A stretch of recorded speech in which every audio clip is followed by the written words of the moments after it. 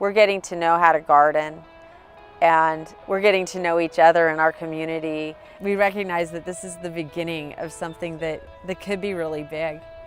It's amazing to see that we have a lot of needs and a lot of diverse strengths, and somebody's great with working with the sprinklers and irrigation that I would have never have guessed, and we have several gardening experts, but also just people who love to do arts and crafts, working on the labels and working on a board as just a system of communication.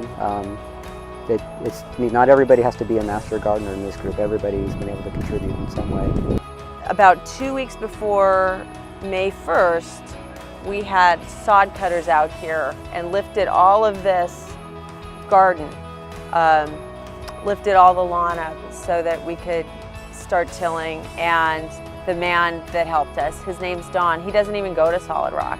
Don made a couple calls and ended up acquiring some time with a bulldozer and came over to rototill. In doing that, he hurt his arm. He needed help to load the bulldozer back on. There was one from our group named Robbie that was here, and he asked him to help. And Robbie said, hey, well, why don't we pray over your arm while we're at it?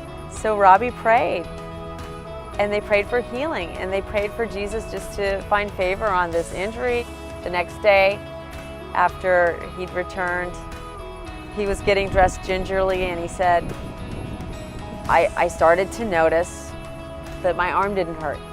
And then I started to move it around, and it was fine.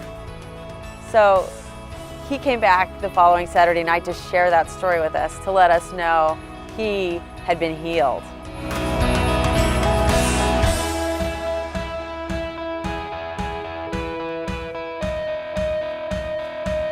I think always it's been more about the romance of having Eden, having this haven that we can use as a vehicle, that it's an opportunity to engage with people and teach.